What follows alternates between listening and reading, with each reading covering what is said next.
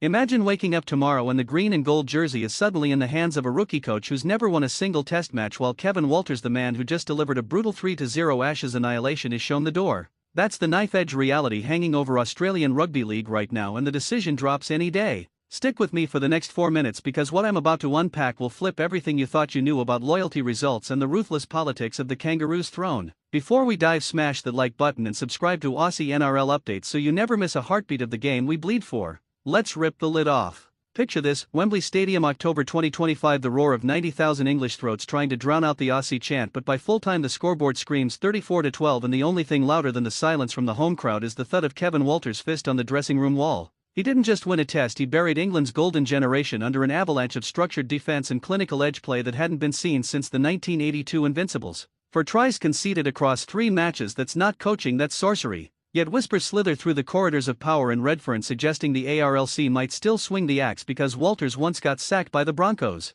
Pause and let that sink in. A man who just whitewashed the Palms on their own turf could be discarded like yesterday's paper because of a club gig that ended 12 months ago. The same Broncos who begged him to stay after he dragged them to a prelim in 2023. Hypocrisy or strategy? Keep watching, because the next twist will make your blood boil. Walters didn't just coach, he engineered a mental fortress. Isaiah Yeo, the Kangaroos skipper, stood in front of the media after Headingley and said flat out the boys would run through brick walls for Kev. That's not PR spin, that's the raw truth of a locker room that smelled fear in England's eyes from the first whistle. Tom Dearden, a kid many wrote off as too green, stepped into Nathan Cleary's shadow and carved up the limeys like a Sunday roast because Walters trusted him when every pundit screamed for Mitchell Moses. Result 40-10 at Headingley, a score lean so lopsided the BBC cut away early. But here's the gut punch: the selection panel apparently docked points because Walters refused to rotate like a merry-go-round. He picked his best 17 and rode them to glory, while England rotated 8 players and still got smoked. Critics call it stubbornness, I call it backbone. And the cliffhanger you didn't see coming: one ARLC board member was overheard in a Sydney bar saying they want a big-name international coach to sell the 2026 World Cup to the Pacific. Translation: Walters might be perfect, but he's not flashy enough for the marketing brochure.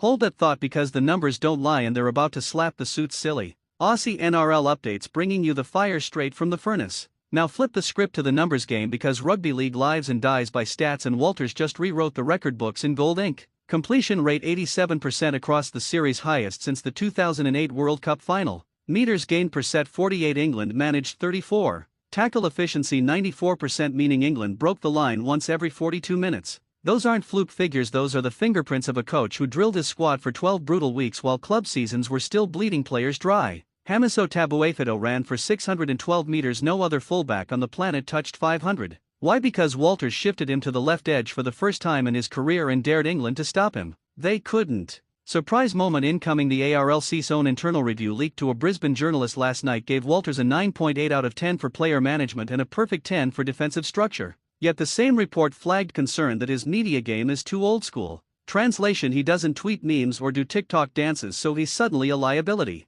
Are we picking a coach or a content creator? The hypocrisy burns hotter than a Queensland summer. And the cliffhanger that keeps you locked in: Peter V'landys, the most powerful man in the game, reportedly told